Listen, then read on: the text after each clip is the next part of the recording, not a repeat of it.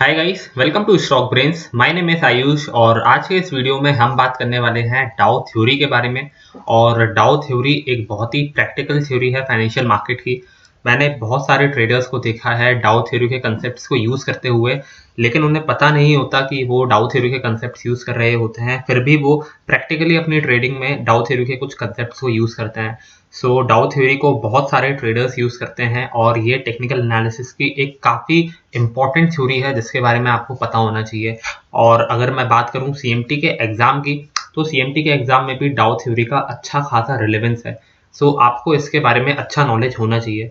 सो आज के इस वीडियो में हम बात करने वाले हैं डाउ थ्योरी के हिस्ट्री और डेवलपमेंट के बारे में। इसके बाद हम समझेंगे डाउ थ्योरी के कुछ हाइपोथेसिस को जो कि रॉबर्ट रिया ने प्रेजेंट किए हैं। मैं इस चीज़ को थोड़ा अच्छे से समझाऊंगा क्योंकि ये हाइपोथेसिस एग्जाम्स में आ सकती है। इसके बाद हम डाउ थ्योरी के थ्योरम्स को समझेंगे, फिर हम कंसेप्ट ऑफ कंफर्मेशन को समझेंगे जो कि बहुत ज़्यादा इंपॉर्टेंट चीज़ है। और आपको कंसेप्ट ऑफ कंफर्मेशन के बारे में पता ही होना चाहिए और ये चीज़ एग्जाम में भी आती है और practically from trading point of view भी इस कंसेप्ट का बहुत ज़्यादा इंपॉर्टेंस है। इसके बाद हम देखेंगे कि वॉल्यूम का क्या रोल है डाउ थ्योरी में, वॉल्यूम इंडिकेटर या वॉल्यूम का क्या रोल है डाउ थ्योरी में। और लास्ट में हम बात करेंगे उन क्रिटिसिज्म की जो कि डाउ थ्योरी के बारे में करे गए हैं। सबसे पहले हम बात करते हैं चार्ल्स डाउ की, जो कि फादर हैं टेक्निकल एनालिसिस के। और दोस्तों यहाँ पे मैं अभी आपको चार्ल्स डाउ की हिस्ट्री बताऊंगा, डाउ थ्योरी की हिस्ट्री बताऊंगा जो कि थोड़ी सी थ्योरेटिकल होगी और हो सकता है कि सीएमटी के एग्जाम में वो चीज़ें आए भी ना। लेकिन अगर आप एक चार्टेड मार्केट टेक्नीशियन बनना चाहते हैं तो आई थिंक आपको इस हिस्ट्री के बारे में पता होना चाहिए कि technical analysis over the period of time कैसे इवॉल्व हुआ और कैसे टेक्निकल एनालिसिस इतनी ज़्यादा प्रैक्टिस करने वाली चीज़ बनी। हिस्ट्री की बात करूँ तो Charles Dow was the founder of Dow Jones financial services और ये एक न्यूज़पेपर था न्यूयॉर्क में। और ये पहले एडिटर थे द वॉल स्ट्रीट जर्नल के। आपने वॉल स्ट्रीट जर्नल के बारे में सुना होगा जो कि आई थिंक अमेरिका का सबसे ज़्यादा बिकने वाला न्यूज़पेपर होगा। और उसके ये पहले एडिटर थे फाइनेंशियल सेक्शन वाले। और इनकी डेथ हो गई थी सन 1902 में दिसंबर के महीने में, और जब ये 52 ईयर्स के थे। और चार्ल्स डाउ फादर कहे जाते हैं मॉडर्न टेक्निकल एनालिसिस के, क्योंकि ये ऐसे पहले इंसान थे जिन्होंने इंडेक्स को बनाया था। इंडेक्स का मतलब आपको पता होगा क्या होता है। Nifty 50, bank Nifty, S&P 500, Dow Jones industrial average, ये सारे जो भी इंडाइसेस हैं इनको हम बोलते हैं इंडेक्स। और इंडेक्स का काम होता है मार्केट के ओवरऑल प्राइस मूवमेंट को पढ़ना। इन्होंने पहला इंडेक्स बनाया था जिसका नाम था डाउ जोन्स इंडस्ट्रियल एवरेज। इसी वजह से इनको बोला जाता है फादर ऑफ टेक्निकल एनालिसिस। पर इन्होंने अपनी थ्योरी को एकदम स्पेसिफाई नहीं किया था वर्ड्स में। और इनके कुछ न्यूज़पेपर के आर्टिकल्स से जो कि ये लिखा करते थे उसमें ये डाउ थ्योरी से रिलेटेड चीज़ों के बारे में बात किया करते थे, लेकिन डाउ थ्योरी को ऑन पेपर इन्होंने नहीं लिखा था।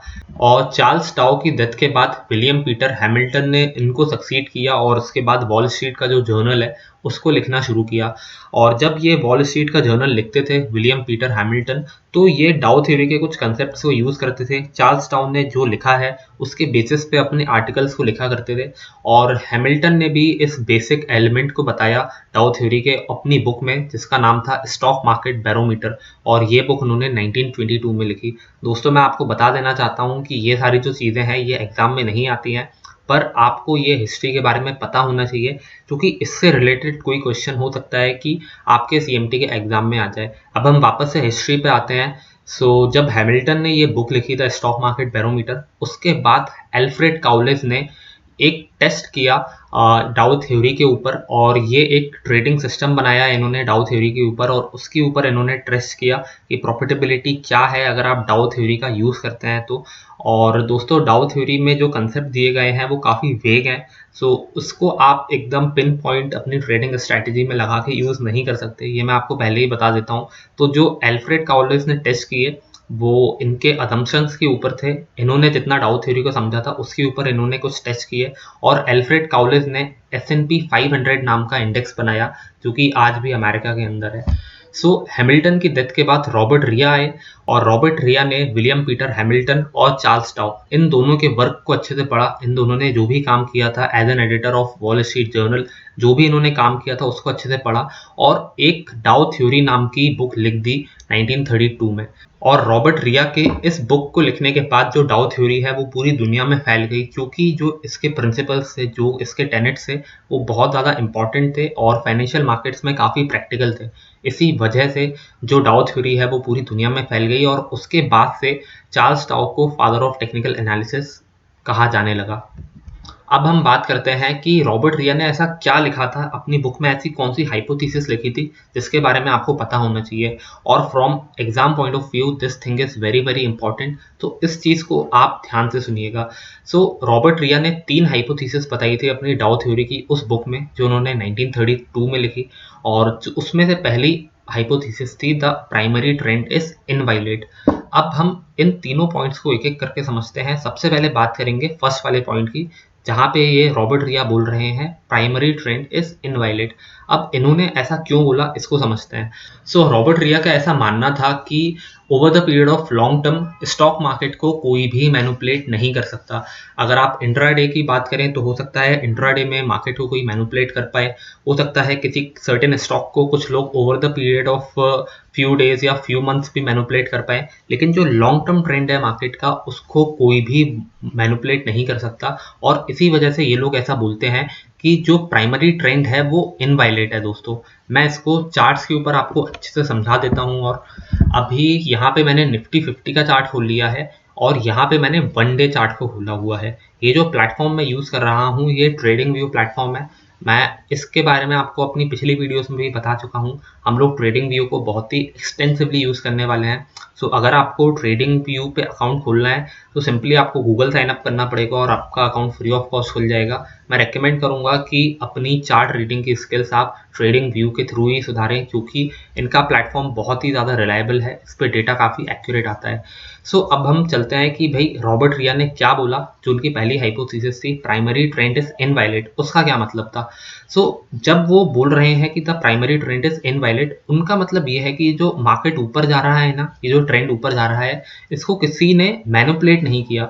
ये मार्केट की रियल कंडीशन है और लोगों ने बाय सेल जो भी किया है, डिमांड सप्लाई का जो भी गेम हुआ है, उसके बाद जो ये जो प्राइस एक्शन हुआ है ना ये एकदम रियल है, ये मैनिपुलेटेड नहीं है, ऐसा उनका कहना है।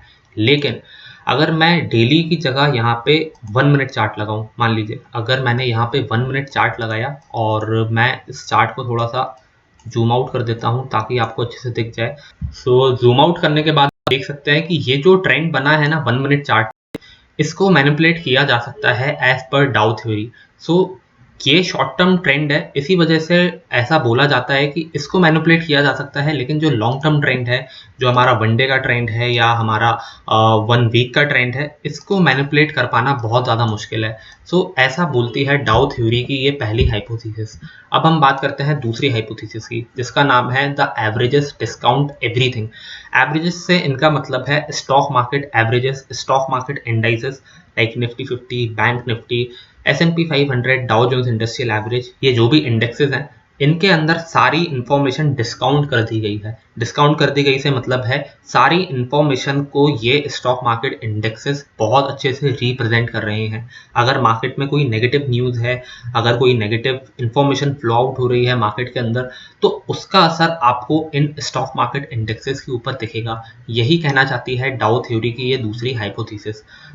आप इस डेफिनेशन को पढ़ सकते हैं भाई, और यहाँ पे ऐसा लिखा हुआ है कि लोग जो हैं वो अपने नॉलेज पे, अपनी इंटरप्रिटेशन पे और अपनी इंफॉर्मेशन पे एक्ट करते हैं मार्केट के अंदर। इसी वजह से जो ये स्टॉक मार्केट एवरेजेस हैं ये हमें सारी इंफॉर्मेशन बता देते हैं और उसका एंड रिजल्ट है ये स्टॉक मार्केट इंडाइसेस, राइट।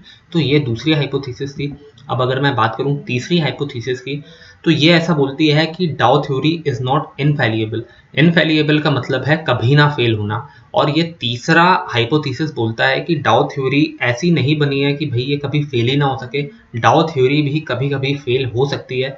और जो डाउ थ्योरी है उसमें ऐसा बताया गया है कि भाई आपको अपनी सीरियस स्टडी करनी चाहिए, इम्पार्शियल स्टडी करनी चाहिए मार्केट की।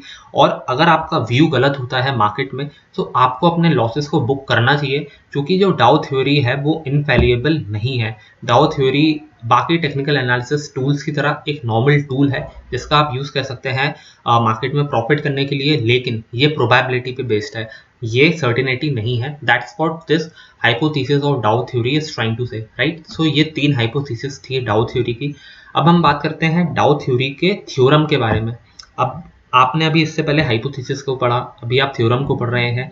हो सकता है स्टार्टिंग में ये चीज़ आपको थोड़ी सी कंफ्यूजिंग लगे कि भाई क्या हाइपोथेसिस है, क्या थ्योरम है, लेकिन अगर आप इस कंसेप्ट को अच्छे से समझ गए तो ये चीज़ आपके लिए बहुत ज़्यादा इंपॉर्टेंट होने वाली है, क्योंकि ये चीज़ें मार्केट में प्रैक्टिकली अप्लाई होती हैं और सीएमटी के एग्जाम में भी इनसे क्वेश्चंस आते हैं दोस्तों। सो इस चीज़ को आप थोड़ा अच्छे से समझने की कोशिश करिए। और डाउ थ्योरी की जो थ्योरम है वो ऐसा बोलती है कि ideal market consist of up trend, down trend and a top and a bottom, और उसके बीच में कुछ रिट्रेसमेंट और कंसोलिडेशंस होते हैं। सो अगर हम डाउ थ्योरी की आइडियल मार्केट पिक्चर के बारे में बात करें तो इस टाइप की दिखती है ये। और ये जो डाउ थ्योरी की आइडियल मार्केट पिक्चर है ये बेसिकली एक साइकिल को रिप्रेजेंट करती है, जहाँ पे एक टॉप होता है, जहाँ पे एक बॉटम होता है, और एक अप ट्रेंड होता है, एक डाउन ट्रेंड होता है, और इन सब चीज़ों को मिलके बनती है एक स्टॉक मार्केट साइकिल। सो डाउ थ्योरी की जो थ्योरम है वो यही बोल रही है कि एक साइकिल कैसी होती है। और जो इनका दूसरा प्रिंसिपल है वो ऐसा बोलता है कि economic rational should be used to explain stock market action. मतलब मार्केट में जो भी एक्शन हो रहा है उसके पीछे कुछ इकोनॉमिक रीज़न होना चाहिए, और वो इकोनॉमिक रीज़न जस्टिफाई करना चाहिए स्टॉक मार्केट के एक्शन को, राइट। और जो तीसरी थ्योरम है डाउ थ्योरी की वो ऐसा बोलती है कि प्राइजेस ट्रेंड, और यहाँ पे 3 टाइप के क्लासिफिकेशन किए गए हैं ट्रेंड के, प्राइमरी, सेकेंडरी एंड माइनर। और इस कंसेप्ट को मैं आपको पहले ही समझा चुका हूँ अपनी वीडियोस में। सो बेसिकली यहाँ पे डाउ थ्योरी में टाइम बेस्ड क्लासिफिकेशन किया गया है ट्रेंड का, और डाउ थ्योरी के हिसाब से 3 ट्रेंड होते हैं, प्राइमरी, सेकेंडरी एंड माइनर। इसको मैं फटाक से ट्रेडिंग व्यू पे समझा देता हूँ कि प्राइमरी, सेकेंडरी और माइनर ट्रेंड क्या होते हैं। तो दोस्तों जो प्राइमरी ट्रेंड होता है वो बेसिकली लॉन्ग टर्म ट्रेंड होता है, और यहाँ पे वीकली चार्ट, डेली चार्ट और मंथली चार्ट ऐसे लॉन्ग टर्म चार्ट्स रिप्रेजेंट करते हैं प्राइमरी ट्रेंड को। अगर मैं बात करूं इस डेटा की, तो आप यहाँ पे देख सकते हैं कि 2015 से 2021 तक का डेटा है मेरे पास यहाँ पे इस चार्ट के अंदर, मतलब पूरे 6 सालों का डेटा है।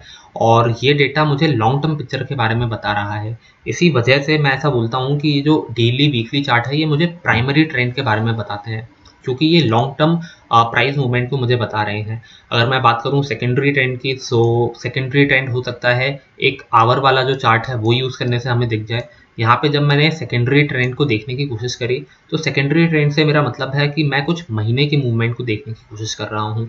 यहाँ पे चार्ट में मुझे सितंबर से नवंबर तक का जो प्राइस मूवमेंट है वो देखने को मिला, मतलब 2 से 3 महीने का प्राइस मूवमेंट देखने को मिला, और इसको मैं बोलूँगा secondary trend of the market. और अगर मैं जाऊँ इंट्राडे पे, सो इंट्राडे में हम 5 मिनट, 15 मिनट ऐसा चार्ट यूज़ करते हैं, और हम कोशिश करते हैं कुछ दिनों के मूवमेंट को देखने की, या एक सिंगल डे के मूवमेंट को देखने की कोशिश करते हैं, और इसको हम बोलते हैं माइनर ट्रेंड। सो जो प्राइजेस हैं वो 3 टाइप के ट्रेंड में हो सकते हैं, प्राइमरी, सेकेंडरी और माइनर, और ये टाइम बेस्ड क्लासिफिकेशन ट्रेंड का आपको आना ही चाहिए। अब हमने डाउ थ्योरी के थ्योरम की बात कर ली, और यहाँ पे आप देख सकते हैं कि जो प्राइमरी ट्रेंड है वो कैसे लंबे समय का ट्रेंड आपको दिखा रहा है, फिर कुछ माइनर ट्रेंड आते हैं, और फिर कुछ सेकेंडरी ट्रेंड भी आते हैं दोस्तों यहाँ पे। तो इस टाइप से एक ट्रेंड बनता है मार्केट का। और अब हम बात करते हैं कंसेप्ट ऑफ कन्फर्मेशन की, और कन्फर्मेशन का कंसेप्ट डाउ थ्योरी के अंदर बहुत ज़्यादा इंपॉर्टेंट है दोस्तों। जब मैं बात करता हूँ डाउ थ्योरी की, सो जो डाउ थ्योरी का सबसे ज़्यादा प्रैक्टिकली यूज होने वाला सब्जेक्ट है वो यही है, कंसेप्ट ऑफ कन्फर्मेशन। और ये चीज़ आपके सीएमटी के एग्जाम में डेफिनेटली आएगी, इससे क्वेश्चंस डेफिनेटली आता है। सो इस चीज़ को तो आप बिल्कुल ध्यान से सुनिएगा, एक क्वेश्चन तो आपको इससे डेफिनेटली आना ही चाहिए। सो अगर मैं बात करूँ कन्फर्मेशन की, तो confirmation in Dow theory comes when both the industrial and railroad averages reach new highs or new lows together on a daily closing basis। अब ये मैंने क्या बोल दिया, मैं इसको समझाने की कोशिश करता हूँ दोस्तों। सो जब चार्ल्स डाउ थे तो उस वक्त जो इकोनॉमी है ना वो रेल रोड एवरेजेस के ऊपर बहुत डिपेंड करती थी। मतलब जो रेलवे है ना, जो रेल रोड्स है उस पर इकोनॉमी बहुत डिपेंड करती थी, क्योंकि जो भी सामान का ट्रांसपोर्टेशन होता था वो रेलवेज के थ्रू होता था। तो जैसे आज बैंकिंग सेक्टर हमारी इकोनॉमी के लिए सबसे ज़्यादा इंपॉर्टेंट है, और बहुत सारे लोग आज के दिन बैंकिंग पे बहुत डिपेंडेंट है। लेकिन पहले ऐसा नहीं था, पहले लोग रेल रोड वाले एवरेज पे ज़्यादा डिपेंडेंट हुआ करते थे, और एक दूसरा एवरेज हुआ करता था जिसका नाम था डाउ जोन्स इंडस्ट्रियल एवरेज। और इंडस्ट्रियल एवरेज में वो सारी इंडस्ट्रीज को कवर किया जाता था जो कि इकोनॉमी के अंदर है, और वहीं रेल रोड एवरेजेस में से वही कंपनीज होती थी जो कि रेलवे वाले सेक्टर के अंदर है। सो अब हम सबको पता है कि जो एवरेजेस है उनको हम यहाँ पे इंडेक्स बोल रहे हैं, राइट। सो उस वक्त जो है डाउ जोन्स के दो इंडेक्स हुआ करते थे, पहला DJIA जिसको हम डाउ जोन्स इंडस्ट्रियल एवरेज बोलते हैं, और दूसरा Dow Jones rail road averages. So ये दो एवरेजेस हुआ करते थे उस टाइम के। और आज अगर आपको ये कंसेप्ट ऑफ कंफर्मेशन अप्लाई करना हो सो आप उसको कर सकते हैं निफ्टी और बैंक निफ्टी में, क्योंकि निफ्टी जो है वो सबसे ज़्यादा इम्पॉर्टेंट इंडाइस है पूरे इंडिया का। और निफ्टी 50 के अलावा बैंक निफ्टी दूसरा एक ऐसा इंडाइस है जो कि बहुत इंपॉर्टेंट है इंडिया के लिए, क्योंकि बैंकिंग सेक्टर पे हमारी इकोनॉमी डिपेंड करती है। सो अब हम वापस से चलते हैं इस कंसेप्ट ऑफ कंफर्मेशन के ऊपर, और ये कंसेप्ट ऑफ कंफर्मेशन बोलता है कि जो लेवल्स हैं वो एक टाइम पे हो सकता है रीच ना हो, मतलब जो इंडेक्सेस ऊपर नीचे जा रहे हैं वो हो सकता है सेम टाइम पे ऊपर नीचे ना जाए एकदम, लेकिन ऐसा माना जाता है कि ये जो एवरेजेस है ना, ये over the period of time इनका जो ट्रेंड है वो अप होना चाहिए या डाउन होना चाहिए। मतलब जो दोनों एवरेजेस हैं जैसे निफ्टी 50 और बैंक निफ्टी, ये दोनों एवरेजेस साथ में ऊपर जाने चाहिए। हो सकता है कि सेम डे दोनों एवरेजेस ऊपर ना जाएं, लेकिन over the period of long term इनका जो ट्रेंड है वो सेम होना चाहिए। अगर निफ्टी 50 अप है तो बैंक निफ्टी भी अप होना चाहिए, ऐसा इनका कहना है। अभी आई थिंक मैंने आपको बहुत थ्योरी समझा दी, तो मैं आपको चार्ट्स के ऊपर लेके चलता हूँ और इस चीज़ को थोड़ा अच्छे से समझाने की कोशिश करता हूँ। सो अभी मैंने निफ्टी 50 का ये 5 मिनट का चार्ट लगाया है, मैं इसको वन डे पे लेके चलता हूँ, राइट।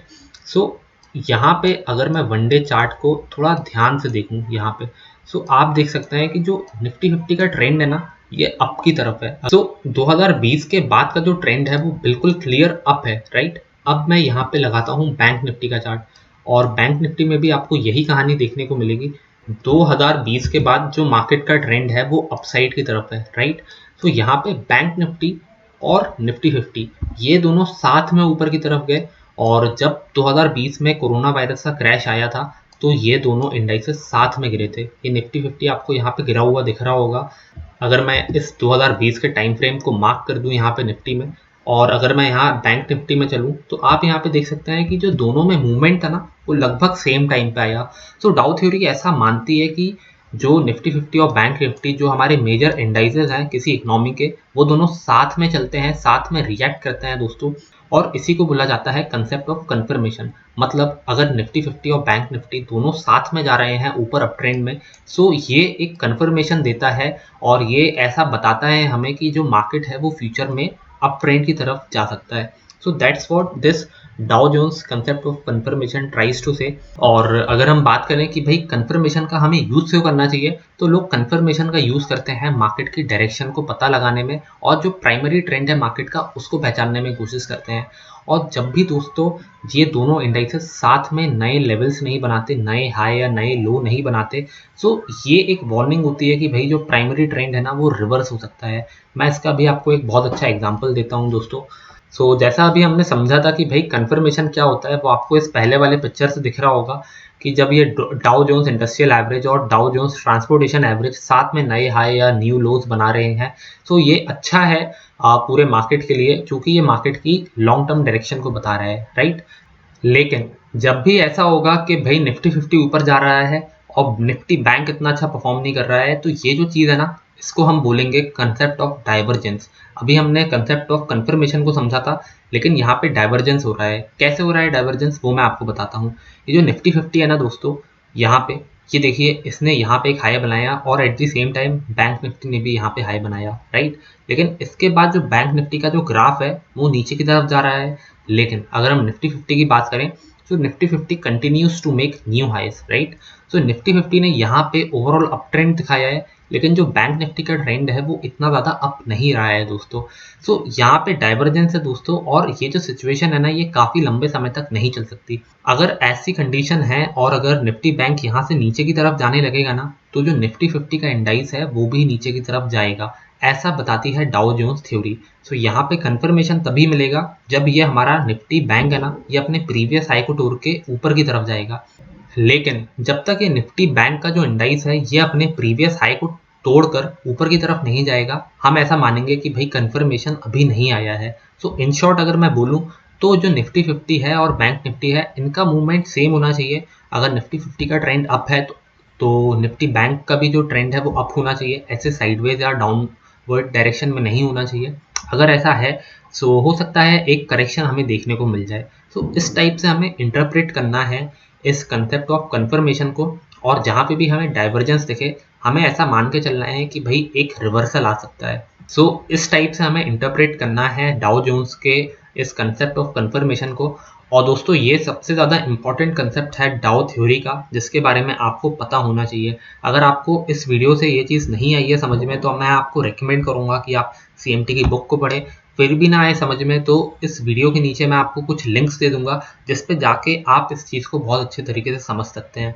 अब हम बात करते हैं वॉल्यूम के इम्पोर्टेंस के बारे में। अब वॉल्यूम को इतनी इंपॉर्टेंस डाउ थ्योरी में इसलिए दी गई है क्योंकि चार्ल्स डाउ का ऐसा मानना है कि जो सेकेंडरी कंफर्मेशन है ना ट्रेंड का, वो हमें मिलता है वॉल्यूम से। इसको मैं समझाता हूँ आपको लाइव एग्जाम्पल से।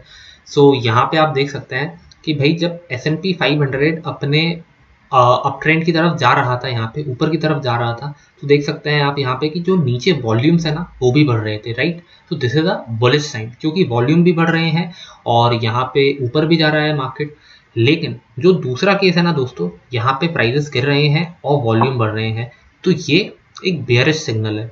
सो जैसा हमने वॉल्यूम के बारे में पढ़ा है कि भाई जब मार्केट में ट्रेंड अप होगा वॉल्यूम ऊपर जाएगा तो हम मानेंगे कि अप ट्रेंड है, और जब भी मार्केट गिरेगा और वॉल्यूम बढ़ेगा तो हम मानेंगे कि डाउन ट्रेंड है। सो यहाँ पे वॉल्यूम हमें कंफर्मेशन देने की कोशिश कर रही है ट्रेंड की।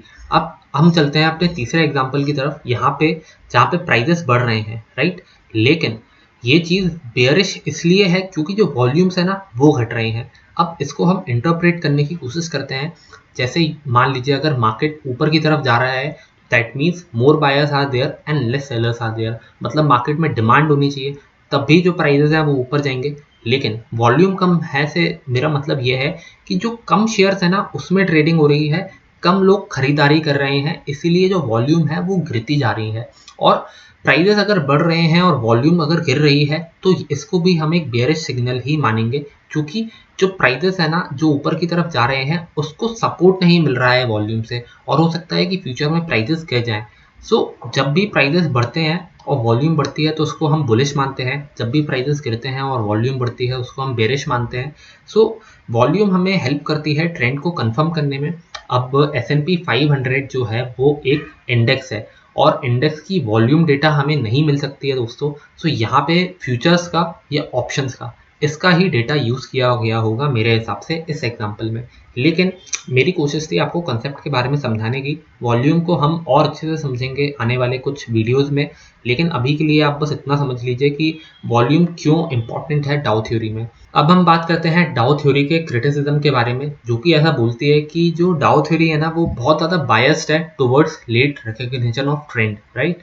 और ऐसा वो इसलिए करती है ताकि गलत ट्रेंड को आइडेंटिफाई ना किया जा सके। जब एक बार ट्रेंड इस्टेब्लिश हो जाता है उसके बाद ही डाउ थ्योरी ट्रेंड को एनालाइज कर पाती है, ट्रेंड को आइडेंटिफाई कर पाती है। तो उससे लॉस ये होता है कि भाई जब तक डाउ थ्योरी एक ट्रेंड को आइडेंटिफाई कर लेती है तब तक जो है मार्केट बहुत ज़्यादा ऊपर जा चुका रहता है और प्रॉफिट करने की जो अपॉर्चुनिटी है ना वो चली जाती है।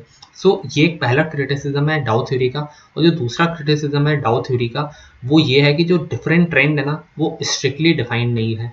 अभी मैंने आपको ट्रेंड का टाइम बेस्ड क्लासिफिकेशन बताया था, मतलब प्राइमरी ट्रेंड, सेकेंडरी ट्रेंड और माइनर ट्रेंड के बारे में बताया था, लेकिन मैंने आपको कुछ स्पेसिफिक टाइम फ्रेम नहीं दी।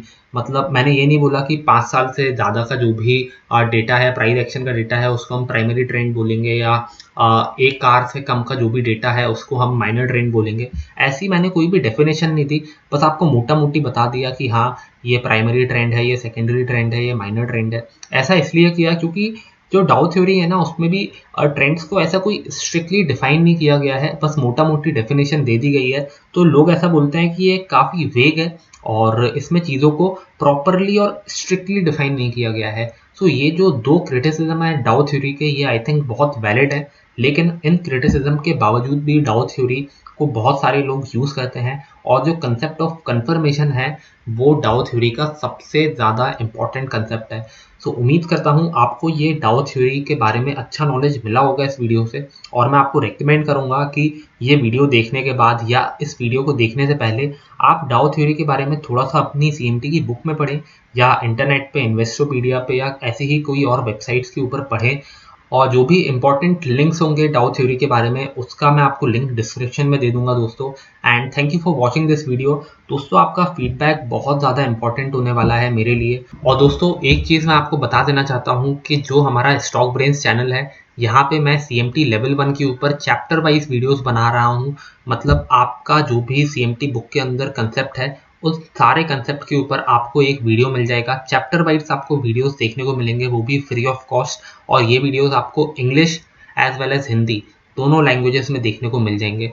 सो अगर आप इन वीडियोस को एक्सेस करना चाहते हैं दोस्तों, तो आपको हमारे चैनल को सब्सक्राइब करना पड़ेगा ताकि फ्यूचर में मैं जो भी ऐसी वीडियोस डालूँ वो आपको देखने को मिल जाए। और मैंने ये जो प्लेलिस्ट बना के रखी है इसका लिंक भी आपको नीचे डिस्क्रिप्शन में मिल जाएगा, ताकि आप कोई भी चैप्टर को मिस आउट ना करें।